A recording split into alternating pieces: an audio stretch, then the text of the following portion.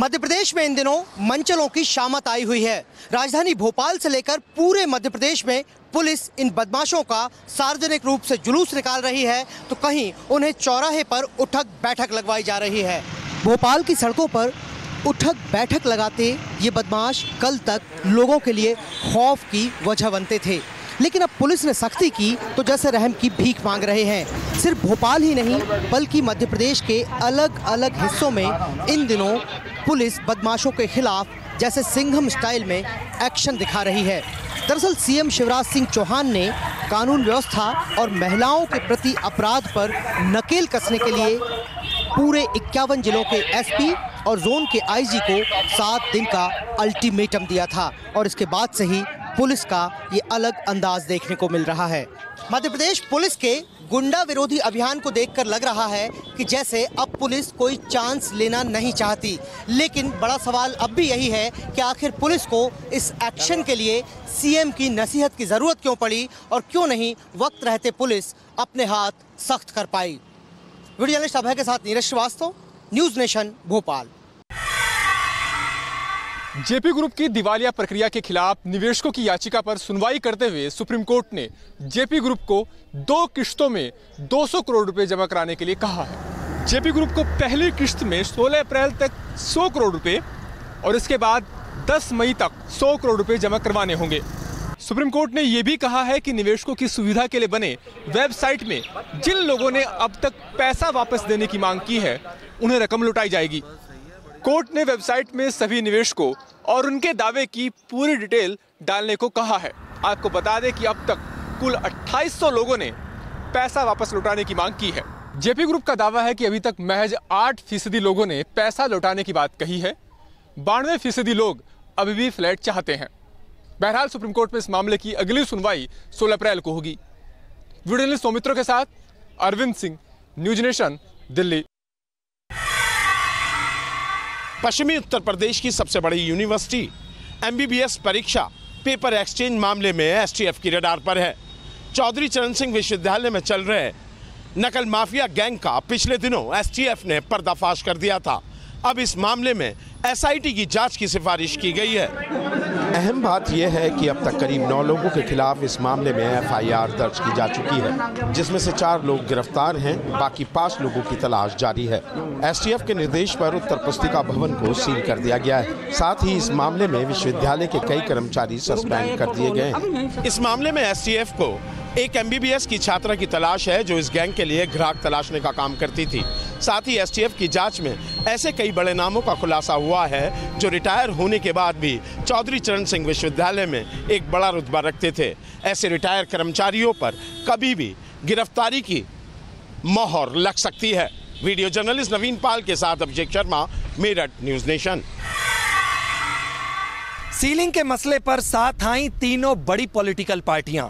आप बीजेपी और कांग्रेस ने सुप्रीम कोर्ट की मॉनिटरिंग कमेटी के साथ दिल्ली सचिवालय में सर्वदलीय बैठक की। सभी लोग ये चाहते हैं कि दिल्ली के अंदर जो सीलिंग का एक अफरा तफरी फैला है ये बंद हो और हम लोगों को अमेंडमेंट लाने तक का मौका दिया जाए ताकि हम वो अमेंडमेंट ला करके दिल्ली के लोगों को लॉ में लीगल बना सकें। नेता इस मीटिंग के अंदर मौजूद थे और सब ने अपनी अपनी तरफ से मॉनिटरिंग कमेटी को रिक्वेस्ट की कि कम से कम जब तक सुप्रीम कोर्ट इस बात को सुन रहा है तब तक इस सीलिंग को रोका जाए। सुप्रीम कोर्ट की मॉनिटरिंग कमेटी के साथ सर्वदलीय बैठक के बाद संतुष्ट भले ही तीनों ही दल नजर आ रहे हों, लेकिन व्यापारियों को इस मसले पर संतुष्टि कब मिलेगी, इस पर बड़ा सवाल अब भी बना हुआ है। वीडियो जर्नलिस्ट चेतन शर्मा के साथ सूरज अरोड़ा, न्यूज नेशन, दिल्ली। मंगलवार को कर्नाटक के तटीय जिलों में चुनावी प्रचार करने पहुंचे कांग्रेस अध्यक्ष राहुल गांधी आज चिकमंगलुरु के प्रसिद्ध श्रृंगेरी शारदा मठ गए और वहां पर पूजा अर्चना की। दर्शन के दौरान आज राहुल गांधी एक खास अंदाज में नजर आए। उन्होंने दक्षिण भारतीय परंपरा के अनुरूप धोती और अंगवस्त्र पहनकर मठ के अंदर बने शारदा अम्बाल मंदिर में खास पूजा अर्चना की।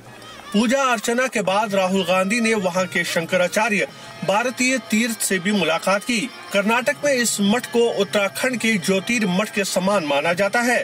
1978 में इंदिरा गांधी इसी उडुपी चिकमंगलुरु सीट से चुनकर संसद गई थी। Yasir Mushtaq, News Nation, Bengaluru.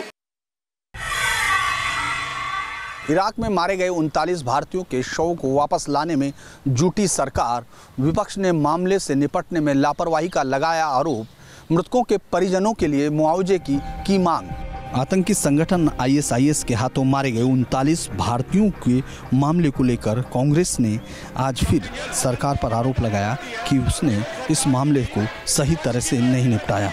कांग्रेसी सांसद प्रताप सिंह वाजवा ने राज्यसभा में चर्चा के लिए नोटिस भी दिया। हंगामे के चलते चर्चा नहीं हो पाई। परिवार को 1-1 करोड़ रुपया, 39 को 1-1 सरकारी नौकरी और स्टेट गवर्नमेंट्स जो हैं वो उनको फाइनेंशियली कॉम्पनसेट करेगा। इस राजनीति से दूर मृतकों के परिजन अपने प्रियजनों के शवों का इंतजार कर रहे हैं ताकि उनका अंतिम संस्कार वो सम्मान के साथ कर सकें।